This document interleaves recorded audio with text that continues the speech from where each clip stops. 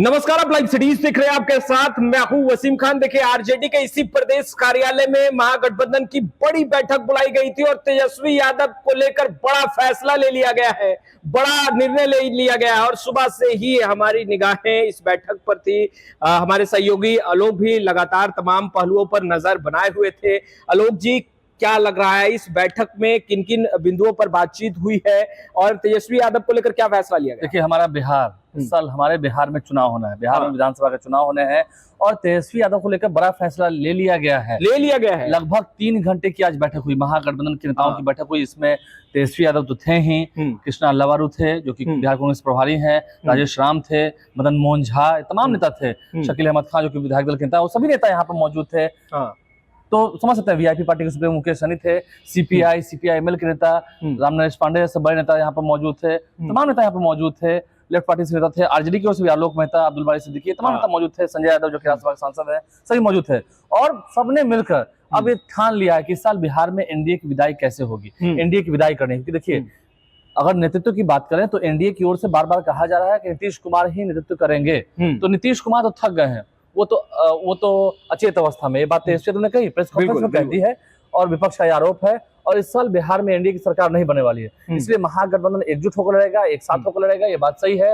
और coordination committee बना लिया गया है महागठबंधन के भीतर। इसमें जैसे देखिए, वोटर लिस्ट में भी कई सारी ऐसी बातें होती हैं, कई सारे लोगों का नाम काट दिया जाता है, इन तमाम चीजों पर महागठबंधन देखेगी। फिर इसके अलावा सोशल मीडिया के लिए प्रचार प्रसार हो, कैंपेन कैसे करें, फिर सबका एक कॉमन मिनिमम प्रोग्राम हो, एक ही एजेंडा हो सबका, घोषणा पत्र जो जारी हो, मैनिफेस्टो, उसमें सबकी बातें हो, सभी पार्टीज की बातें एक घोषणा पत्र में हो, ये तमाम बातें उसमें रखी जाएंगी। मगर क्या सीट शेयरिंग को लेकर बातें अभी नहीं हुई है, वो आने वाले फिर कई बैठकों में होंगी। उम्मीद है अगले महीने यानी कि मई के महीने में फिर एक बार बैठक होगी, फिर आगे बैठक होगी। तो ये तय किया गया है कि हाँ, हम सब एक साथ लड़ेंगे, एकजुट होकर लड़ेंगे। और इस कोऑर्डिनेशन कमेटी का अध्यक्ष तेजस्वी यादव को बनाया गया है, ये बड़ी खबर है। तेजस्वी यादव को कोऑर्डिनेशन कमेटी का अध्यक्ष बनाया गया, ये साफ हो गया। यानी कि कोऑर्डिनेशन जो होगा उसके अध्यक्ष होंगे तेजस्वी यादव, नेता विपक्ष, जो कि चेहरे हैं, 2020 में भी फेस हुए थे। बिल्कुल, मुकेश सहनी ने भी कहा आज की प्रेस कॉन्फ्रेंस में, कहा कि हम लोग लालू यादव की विचारधारा वाली, गरीब गुरबों की, पिछड़ों की विचारधारा वाली सरकार बिहार में लाएंगे। लालू यादव की विचारधारा वाली सरकार। मुकेश सहनी ने क्या कहा, यानी कि तेजस्वी यादव, कृष्णा अल्लावारू भी यही थे, राजेश राम भी यही थे। बात यही हुई थी ना कि आज तक सबने मिल बैठ कर बातें नहीं की है, तो मिल बैठ कर बातें हो गई है। महागठबंधन की पूरी तैयारी है और इस बड़ी तैयारी के बाद सभी महागठबंधन के नेताओं में, कार्यकर्ताओं में जोश और उमंग है, उत्साह है। एक मैसेज देने की भी कोशिश की गई, मैसेज देना चाहे तो मैसेज दे दिया। अच्छा, मगर कृष्णा अल्लावारू से जब सवाल पूछा गया सीएम फेस को लेकर के, तो बातों को घुमा रहे थे। देखिए, तेजस्वी ने कहा थोड़ा इंतजार कीजिए, तेजस्वी यादव ने कहा थोड़ा इंतजार कीजिए, सब आज ही बताते हैं, सब तो आपके सामने ही बताना है। लेकिन कृष्णा अल्लावारू ने बड़ी बात कही। देखिए, इशारों को समझिए, जो ना समझे वो नादान है।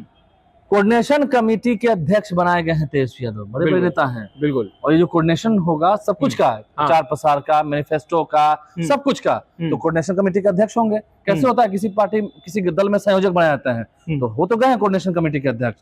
तो तेजस्वी यादव के चेहरे को ही प्रोजेक्ट किया गया है।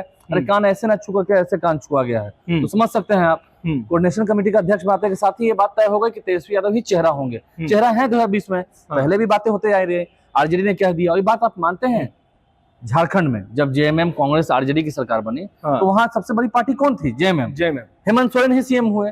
यहाँ पर भी कांग्रेस अलाई पार्टनर है। कांग्रेस ये जान रही है कि अकेले हम चुनाव लड़ेंगे तो जीत नहीं पाएंगे, आरजेडी को भी दिक्कत होगी। अभी हाल ही में राहुल गांधी के साथ मुलाकात हुई, राहुल गांधी मल्लिकार्जुन खड़गे के साथ तेजस्वी यादव की घंटों मुलाकात हुई।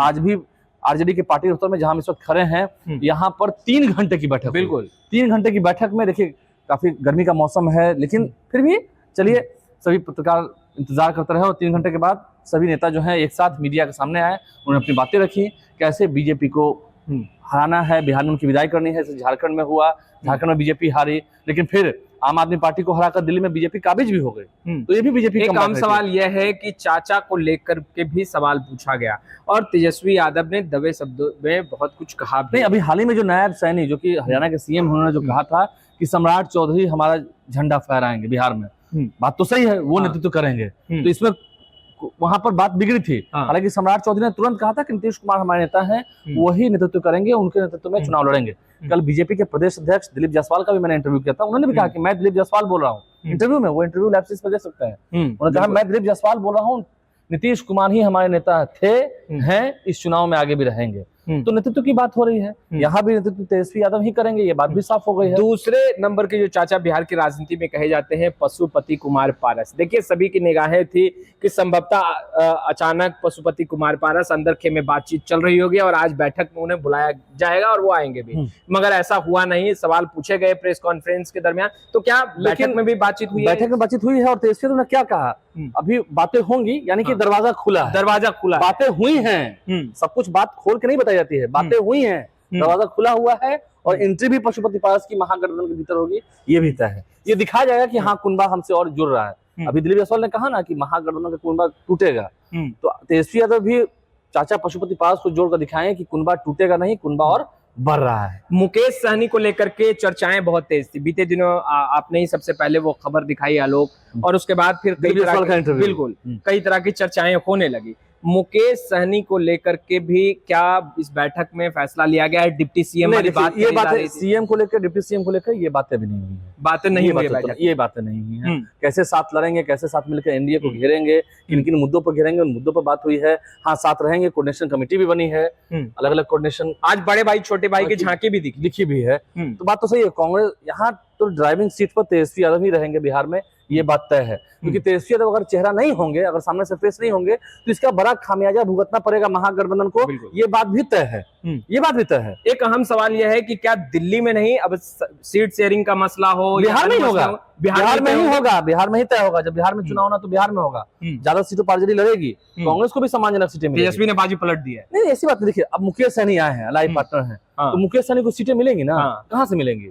उसी 243 सीटों में से देना होगा ना। 243 सीट्स हैं, उन्हीं सीटों में से ना मुकेश सहनी को भी देना होगा, बिल्कुल सम्मानजनक सीटें। लेफ्ट पार्टीज को भी सीटें देनी होंगी, उनका भी स्ट्राइक रेट अच्छा था। कांग्रेस पार्टी को भी समझना होगा, तेजस्वी यादव को भी देना होगा। तो जब साथ चल रहे हैं तो इसमें तो होता है। पिछली बार ठीक है बातें बिगड़ गई थी, लेकिन इस बार तो सब साथ साथ हैं, साथ साथ दिखे। और हमारे बिहार में साल विधानसभा का चुनाव होना है, लोकतंत्र के महापर्व का आयोजन होगा, बिल्कुल लोकतंत्र के महापर्व का, बिल्कुल देखिए इसमें डुबकी लगाएंगे। बिल्कुल एक सियासत गरमाई और उसके बाद फिर महागठबंधन की बैठक और सब कुछ अब साफ हो चुका है। लगभग तय हो चुके हैं कि तेजस्वी यादव ही चेहरा होंगे, बिल्कुल तेजस्वी यादव ही चेहरा होंगे, प्रेसिडेंट होंगे, बिल्कुल कोऑर्डिनेशन कमेटी के चेयरमैन भी चुने गए, यानी लीड करेंगे वो, और सारे फैसले दिल्ली में नहीं अब बिहार में होंगे। पल पल की तमाम तस्वीरें लगातार हम अपडेट करते रहेंगे। अब तक आपने हमारे चैनल को सब्सक्राइब नहीं किया है, तुरंत सब्सक्राइब कर ले। आपका बहुत बहुत शुक्रिया, धन्यवाद। भाई।